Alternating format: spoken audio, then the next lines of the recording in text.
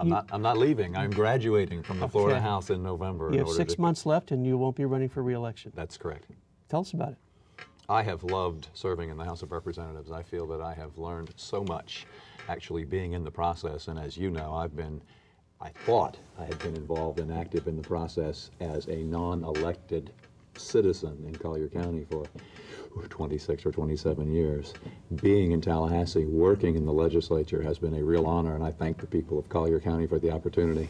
I want to use that as any other education that I have had and be able to leverage from that and be very active ongoing in both state and local and federal campaigns in 2010 and 2012. And I think the way for me to be most effective at that is to be here in Collier County and not in Tallahassee.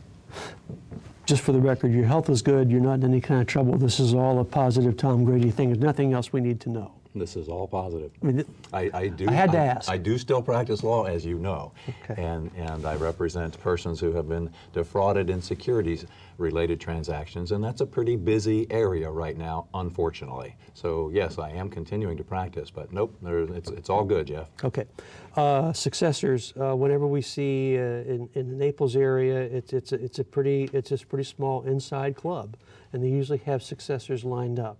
You mentioned one name to me before we came on the air. I don't think it's an inside club, but yes, I know that Laird Lyle is interested in running for the position. I think we've been fortunate in having good elected representatives and senators from Collier County, and I know we will continue to do that, and I'll work very hard to make sure, to the extent I can, that someone who shares my conservative ideology is a successor in this seat. Now, Laird Lyle is a longtime attorney and active in the community, active in the Education Foundation, among other community efforts. Does he have your support? I support Laird Lyle. I think he would be a great candidate. That's not an endorsement. I want to wait and see what happens. One of the reasons that I'm making this information available now, just after session, is because I think it's important, contrary to your suggestion that there's a club, I think it's important for people in Collier to know, and anybody who's interested in running should run. I think Laird Lyle would be a great candidate and a great representative. Let's see who else wants to put their hat in the ring and see where we are by the end of qualifying, which is the 3rd or 4th week of June. Right.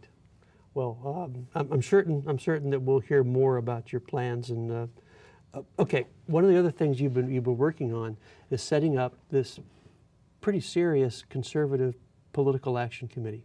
Yes. And I gathered that this would give you more time to pursue that. It will. You're talking about Prosperity Florida, and Prosperity Florida. The purpose of Prosperity Florida is, as its name suggests, to recognize that private industry and private enterprise, the mom and pop businesses throughout the state of Florida, make Florida work. Government doesn't create jobs, individual people do. And entitlements are choking governments all around the world.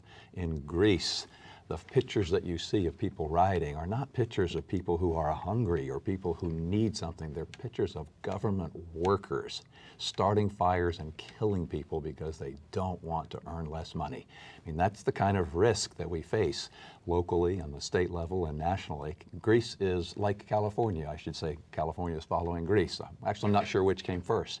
But those kinds of issues are out there. And I think that with an organization like Prosperity Florida, we can support candidates who recognize that private industry creates these jobs and opportunities, and that government has a very, very important role, but a limited role. And there's a limit on the amount of money that people can and will and should pay in taxes, and a limit on what we ought to spend in government. And Prosperity Florida wants to get that message out. And these candidates would be candidates for Florida statewide offices, Florida offices. Right? It is a local Collier County-based organization, so yes, local and state government. Okay, so these would be county commission candidates, school board, Florida legislature, governor. It could be any of those, Jeff, but I don't want to suggest that it's going to be all things for all people or follow all races. We will look at individual races that are particularly important for the objectives of the group, which is to say maintaining or shrinking the role, size, and influence of government and lessening dependency of people on government. So it could be any of those particular levels that you're talking about. It could be school board, it could be county, it could be state. Probably won't be all of those all the time, but could be any of them at any particular time. Okay, well, fill us in the details as we move forward. I will. Let's shift the gears a little bit. to oil and red light cameras, and let's touch on red light cameras first. To me, it's ironic that you were an opponent of the state getting involved legislatively in the red light camera matter, but upon further review, maybe the legislation that came out of Tallahassee might have effectively killed red light cameras, because it takes away the rolling right turns, and it takes away the commissions for the contractors of the camera companies. So it strikes me as kind of ironic that in the state legislature's efforts to get involved, it might have killed the program. I think you're being optimistic. Oh. I think that the program was designed to generate $39 million in revenue, and I think that it will. Collier County might eliminate its local program because it's no longer profitable, as you suggest. There's only one vendor who benefits from this, and that vendor will continue to benefit whether it's a state camera or a local camera. As you probably know. But if you don't have the rolling right turns eligible for citations, then there goes the profit. Unless you have more cameras. And you can put in more cameras in more state-owned intersections as a result of the legislation. But I hope you're right. Having said that, I hope you're right, because I don't think it contributes to safety. I think there are good people who disagree with me, and I respect that. And I may be wrong, but the studies I've seen all suggest that the cameras don't increase safety. They change the kind of accident that you have at an intersection, but they don't increase safety overall. So locally, when you talk about state roads, you talk about US 41. Well, the US 41 is a federal highway, but the right-of-way is not owned by the county. So anytime that there's a right-of-way that is owned by someone other than the local entity, this bill would allow you to come in and put in a new camera. Okay, so what other roads would be eligible for cameras that aren't eligible now? I actually don't know specifically in Collier what the names of those roads would be, but any intersection that doesn't currently have a camera is probably a state-owned intersection, or there's a state right-of-way, because the county, or scheduled to have one, because the county can't put them in without this legislation. Now they can, and the state can. Okay. Yeah, maybe I was being too optimistic. I hope you're right. On the offshore oil matter, looking back on it now, how do you analyze your prior vote to allow drilling close to shore last year, okay, in view of what's happened now, and where are we headed with this? Is the state as prepared as it can be for whatever might happen? Well, first of all, my prior vote was not to allow drilling. My prior vote was to allow the cabinet to make the decision about whether it's a good idea to drill and where and when. Is it that big a difference? I think it's a huge difference. I'm not saying you're suggesting it, but I don't want viewers to also conclude that the legislation would have said, we're going to start drilling. It didn't. The legislation said the cabinet can make the decision to start drilling, and I continue to support offshore drilling. And I also want to make the distinction between gas and oil. In Florida, generally, as far as we know, there's very little oil that could be obtained in that area that we're talking about. There is, however, gas, and gas doesn't spill the way that oil spills. And I know you've had Andy McElwain on your program in the past. Sure. And prior to the current problems in the Gulf, Andy has said publicly that there is no risk in drilling. There is risk in transportation. Well, I don't want to suggest that he was wrong. Obviously, there's risk in everything. There's risk in doing something, there's risk in not doing something. But most oil is spilled when it is transported as opposed to when it is drilled.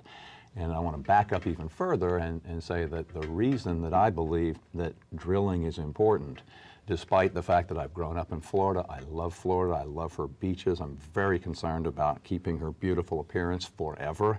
I also recognize that the #1 role and responsibility of government is public safety and defense. And we can't have an intelligent conversation about public safety and defense, or for that matter, the economy, without talking about oil. Mm-hmm. And right now, we can't drill in that area. As you know, it is against the law, but we still face a spill. There are other states drilling. The risk will continue and it will be out there whether we're part of it or not. Mm-hmm. And we also know that Cuba and Venezuela and China and other countries can drill in the Gulf and will if we don't. I would much rather have a BP that makes money, that will be responsible, that will pay for damages. I'd rather not have the damages, but I'd much rather have a BP than a China Oil out there in the Gulf of Mexico that we know will not be a good environmental steward of what we treasure in the state of Florida. So, should we have a referendum on what you just described? Should There is a movement to that effect. No, I don't think we should have a referendum. I think the Constitution should be a sacred document, and we change it too frequently only to find that we made a mistake. We change it regarding class size, we change it regarding bullet trains, we change it regarding pigs and lots of other things, and we sometimes think, gosh, we shouldn't have done that. I think citizens send people to Tallahassee to make hard decisions for them. I think that's what we should do. I think the legislature should make that decision. There is no chance that there will be drilling in Florida's strip of water as opposed to the federal lands for years. No chance, zero. That is dead. Why should we rush today to have a referendum? Let's wait and see how this unfolds. Maybe we have a referendum in 6 months or a year. Maybe we learn a lot from this incident. Maybe we are saved from the worst of it. Maybe we're not. We don't know yet. It's Wednesday. This show will air on Sunday. We might know a lot more between Wednesday and Sunday. But I think we should be patient. We should learn. We should study. But we should recognize that 1/3 of Florida's, the country's oil comes from the Gulf of Mexico. That's not going to stop. Jackson Laboratory. Yes, sir. Is the money a sure thing? The money from the state is in the budget. But is it going to make it? I don't think that there is any such thing as a sure thing, but I believe it will. I believe that the governor will sign the budget. I think that the money will remain in the budget, and I think it will be available for then our local conversation about whether we're able to structure a deal that will be able to take advantage of that money. We're talking about $120 million from the state, okay? But one of the provisos in the state, call it a deal, it's the provisions, is that this project has to get moving quickly. It just can't sit there for years and years and years, right? That's right. I think it will. I've met with representatives from Jackson Labs. It won't happen overnight, but the process, I think, will begin in June.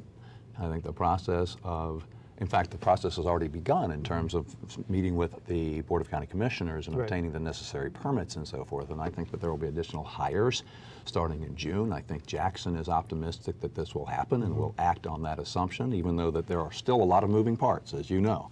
The community has to support this. It has to be supported not only by the folks in Tallahassee, but by the folks here locally. But I think it will begin soon.